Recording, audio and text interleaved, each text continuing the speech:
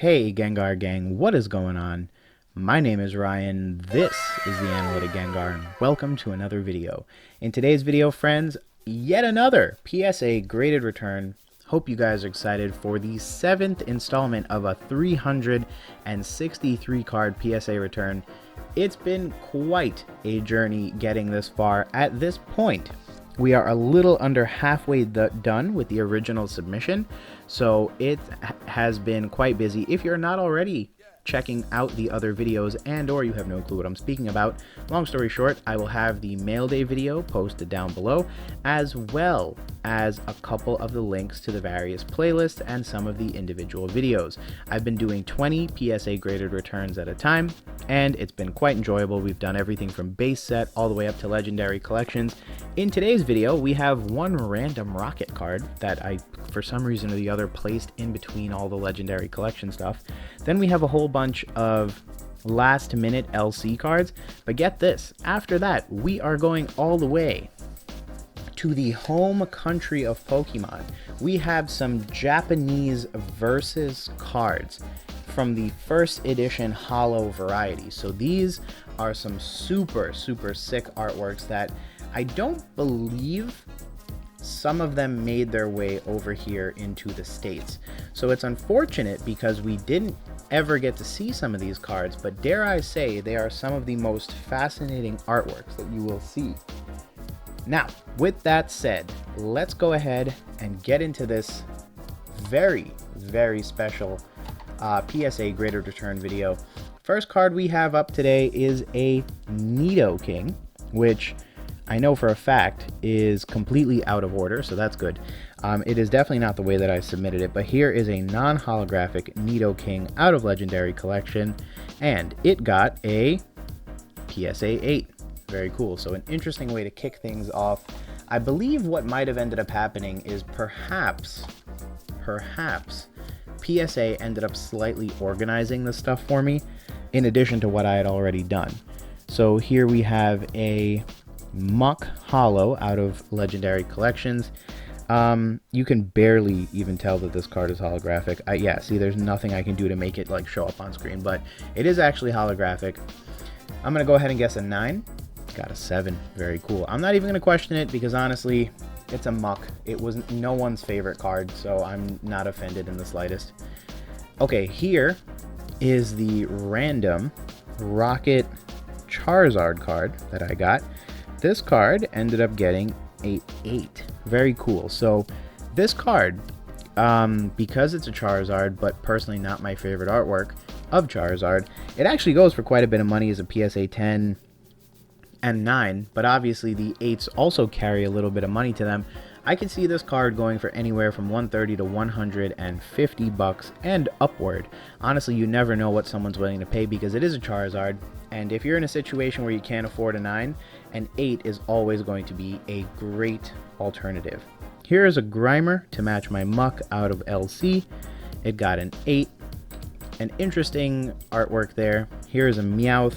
It got a PSA 9 out of the Legendary Collection set. Doesn't really surprise me that a non-holographic card would do better than many of the other cards. The reason I say that is because there's less holographic surface to scratch up, and therefore the grade may be better. Here's a stunner. Here's a Charizard Legendary Collection non-holographic. So obviously the card came in several different varieties. There was a reverse foil, a foil, and then non-holo. So this is the non-holo rare reprinted version of the card, and it got a 7 side. So these cards as 10s, yo, these cards will go for quite a bit of money. This card was obviously in a little bit of a rough shape, you can see on the back, but honestly not the worst condition. And you know what, a 7 is still high enough a grade. It's near mint, and again, I'd like to see how many people can honestly afford many of these cards. And 10s, which means slowly but surely the lower numbers like 7, 8s, and 9s are also going up in value. Here is a Machoke out of LC non-holo. Got a PSA 9 just like the Meowth did. Here is a Legendary Collections Fearow. So interesting card there. I got another Neato King as a PSA 8. So that is another interesting card there. And I know for a fact that these cards were submitted out of order. So that is also very helpful. So let's go ahead and see if I can't slightly reorganize this. And go ahead and put the muck behind that. I know the Charizard was first. And then it's Charizard, Grimer, Meowth, Charizard again, Machoke, Fearow, 2 Neatos, and then a Muck Holo. Very cool. So that is the way those cards were originally organized.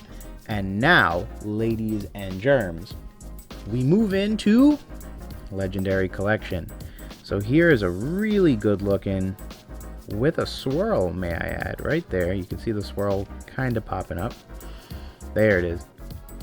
So this is a Bugsy's Scizor PSA 7. Next up, we have another duplicate of the card. The good news with these cards is that I got many duplicates. So you're now going to start seeing some of these pop up in doubles and triples and things of that nature. They can be quite expensive and they can also be very rare. So don't be surprised to find out that a PSA 9 can go for something in the realm of like $100. It's not surprising, and I think with that overall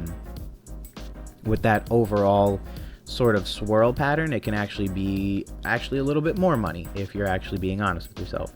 Here's another one of these. This one got an 8, and then here is a final one. I had 4 submitted, and this is a PSA 9. Only one has swirls, but what is pretty cool and interesting about these cards is, again, just the artwork. You have a Pokemon, you have it's first edition, and with the Japanese cards, it's a little different. The first edition stamp is down here as opposed to in base set and, you know, the earlier sets where it was up here. The other thing is that Japanese cards are notorious for being of a higher print quality than the US versions of the same cards. So what I love about these cards is that they're so crisp, so clean. You know, they're really just a nice card. Here's a PSA 7 foil Suicune, and it is a foil. There you go. You can see the holo right there as you see my lights kind of gleaming in on it. But here is a really good looking Rocket Suicune holo first edition. This one got a PSA 7, so this is another really nice looking card. And because I already see the grade, this one got an excellent 6. And this one right over here ended up getting a 8. So realistically, I have a 6, a 7, and an 8 of the card. Really good looking Suicune. Love the legendary dogs. So always nice to have one of those up in tow. So get this. I have 3 Karen's Tyranitars. And Karen's Tyranitar is one of my favorite Pokemon. I love Tyranitar just in general.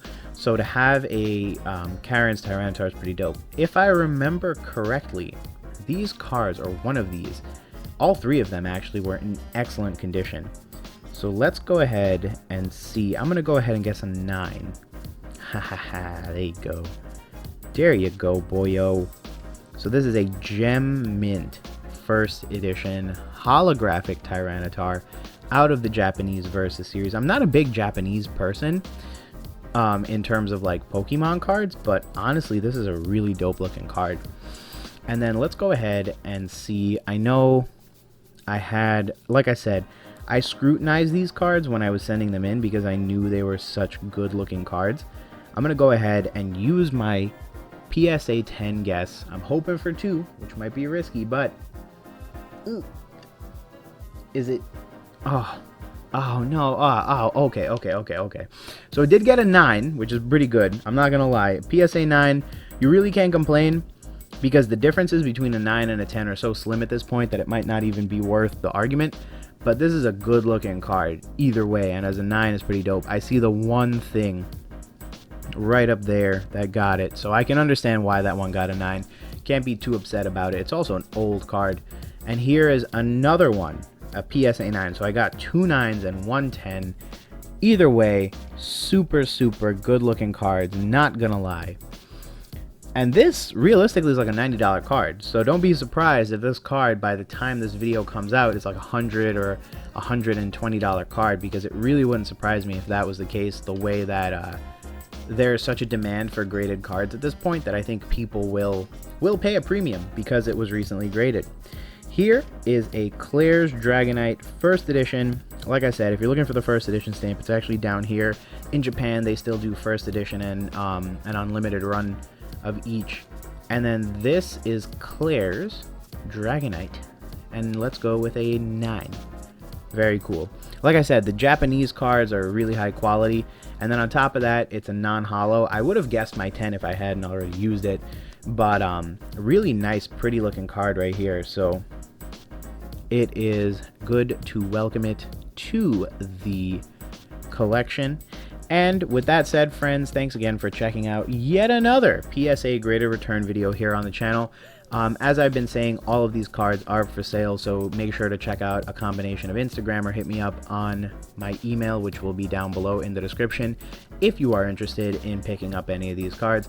Other than that, friends, thanks again for checking out today's video. Make sure to go check out the other PSA Graded Returns and other content coming out on the channel if you are interested. If you think I've earned it, feel free to leave a subscription. And as always, I welcome your feedback down below in the comments. Thanks again for checking out today's video, and we'll talk real soon. Peace.